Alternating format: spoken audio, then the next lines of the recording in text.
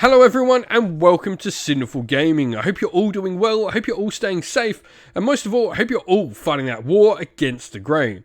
Today's video we're going to talk start collecting Kings of War, and today we're going to take a look at the Salamanders army set. Now we're going to go through this video, talk a little bit about obviously how to start a Salamanders army with this particular box set. We'll look at all the different models that come inside this kit, how we can build them up and the loadouts we can take, before looking at a little bit of the rules on each of the units as well.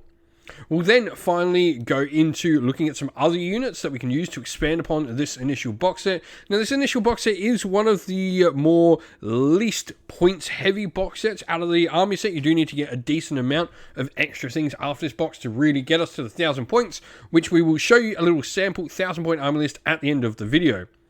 But let's talk about the units inside this box set, and to start off with, we get 30 Salamanders. These can be built as a variety of different models, including Salamander Primes, Ancients, and Unblooded. Salamander Primes are pretty much our basic sort of infantry. Melee 4+, defense 5+ with crushing strength 1, which is really nice, and the ability to drop their defense and the shields down to a defense of 4+, but then get an extra point of crushing strength and taking two-handed weapons. The unit can also take effigies of fire, which is an army special upgrade, where once per game after the unit rolls to damage in melee, you can reroll up to D3 failed damage rolls, and then your effigy of fire is used and can't be used for the rest of the game.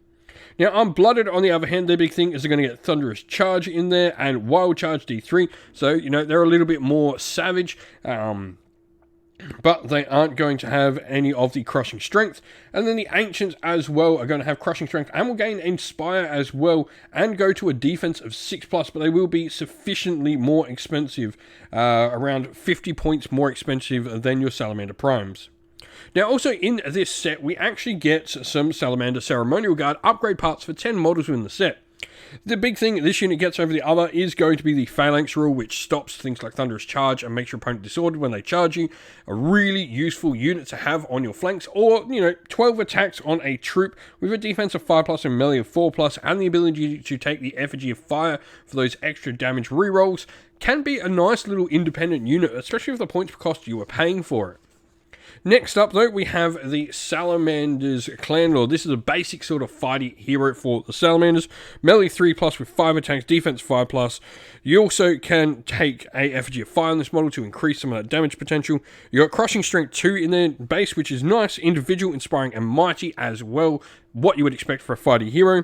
Now, the model here we have is not mounted on anything. You will just get the Foot Clan Lord, but if you're looking to maybe convert, you could easily say convert up and try and work that Clan Lord to be on the same base as the Lecliodon, which we'll talk about just now, to make the Raptor mount for him.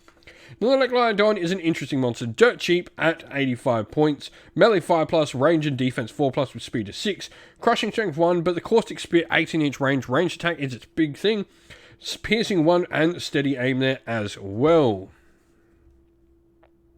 Now, looking at where to go next, one of the big things about the initial starter set is it only contains a single regiment, which means we have a monster and a hero in there. We're going to need something else to be able to unlock some other options within the army, so we are going to need another unit. And while we could, I guess, look at expanding upon the Ancients or the Salamander Primes, getting another unit of there, looking at the Salamander Ceremonial Guard to expand into a regiment, I think fire elementals are actually a really cool thing. One of the cool things about the Salamander is this whole fire thing they've got throughout the army, and the fire elementals I think really add a nice dynamic. Not to mention that, but they are a really good unit. So looking at them, crushing strength 2 with Pathfinder, Shambling, and Vicious melee. The Vicious especially is really nice. Defense 5+ as well, thanks to being elementals, generally quite high defense, and melee of 4+ with 9 attacks for a regiment or 18 for a horde. Now, if we take these in the Horde, this will unlock a ton of other units, as they can take, you know, some extra troops and allow some extra Titans and other stuff like that in the Force. And looking at a Titan that I particularly like, I mean, you're playing this army, we've already got some Saurus, we've got a little monster, we've got some fire stuff now. Why not look at taking one of the big monsters, and that is the Gekatoa Slasher. The Gekatoa Slasher has crushing strength 2, it's got Pathfinder, and it comes standard with a sharp stick thrower, which is 36-inch range, 2 attacks, blasty 3, with piercing 2 and steady aim. Now, you can upgrade this model to give it Thunderous Drums, which will only gain the Rallying Rule for Gekatoa units, and we don't have any of them, so not really an upgrade we're going to look into. But you can also upgrade the sharp stick thrower there to a Tox Bolts, which will give it vicious range and increase its piercing to 3 for an additional 10 points. Next though, looking at some faster moving units to bring us, some nice movement around the table, I really like the Scorchwings.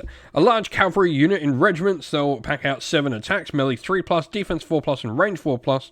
Fly, Nimble, Pathfinder, and Thunderous Charge gives them some really great utility and can be a really good unit for taking out backfield units.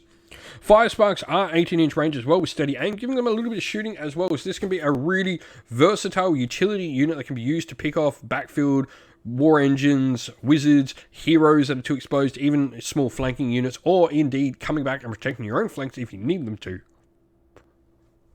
Lastly, we have the Corsairs. For me, I love pirates, so that's why I want to talk about the Corsairs. But they also do provide something interesting.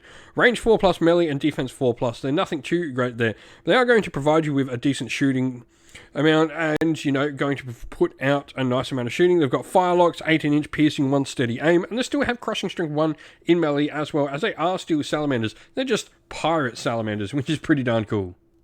And so here we have our sample army list for you. Now, of course, starting with, we are going to be Salamanders, and we've got the Salamander Primes in there as our regiment with the Effigy of Fire. We then have the Salamander Ceremonial Guard troop with the Effigy of Fire and the Lechlydon in there as well as a monster. We then have taken the Fire Elemental Hordes. Now, the Fire Elementals, there is an interesting thing here. You could certainly look into something like Tyrants. We didn't talk about them in the video, but they're sort of your large, big monsters. But I do think the Pathfinder and Vicious Melee rule, for me, really does take them above the Tyrants. Now, we've then got the Gekatoa Slasher in there with the Tox Bolts, the Clan Lord hero with the Effigy of Fire, and then a regiment of Scorchwings as well, rounding us out to a perfect 1,000 points for our Salamanders force here. I think this is a really fun one. We've got 2 really good solid line units with a nice flank protection. We can use the Lechlydon in there and the Salamander Ceremonial Guard. The Scorchwings provide us with enough utility. And we've got a nice heavy hitting piece that also does some decent range damage, and the Gekatoa Slasher. If you've been playing with the Salamanders in Kings of War, let us know how you've been going, your favourite units to bring to the tabletop, and how you'd expand upon the initial box set. And so that is the end of the video. Thank you all for watching. We hope you enjoyed it. If you did, please don't forget to leave a like and subscribe to the channel. If you'd like to come chat more with me, we have a Discord server for the channel, and that is linked down in the video's description.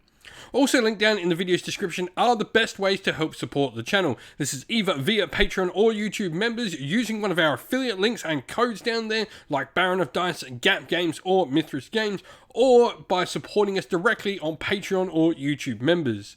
If you'd like to do any of those, we have links for that all in the description. And as a special thank you to our Patrons and YouTube members, we'd like to give them all a shout out. So thank you to our Patreons, Soren, Kenny Lowell, Outer and Shot First, Andrew Bowen, Q Dynamic, JJ Austrian, Average Wargamer, Domir, Mark Harvey, James Cater, Benjamin Swallows, Red Martin, Iron Grinch, Colorblind Magic, Grimscold, and Andy C. And our YouTube members, Greenridge Gaming, Ronya, Lock Lorick, The Johnny84, Broken Chef, Ariana Edwards, Revenar, Pink Nico Fire, Robin Mankiller, Monty's Tabletop Terrain, James Tillman, Disco, and John Castle. Lastly, a special thanks to Lady Witchfox Art, who does all the amazing artwork you see on the channel. Once again, everyone, thank you all for watching. Don't forget to like, subscribe, and drop a comment down below. Stay safe, stay well, and most of all, keep fighting that war against the Grey. Ciao for now.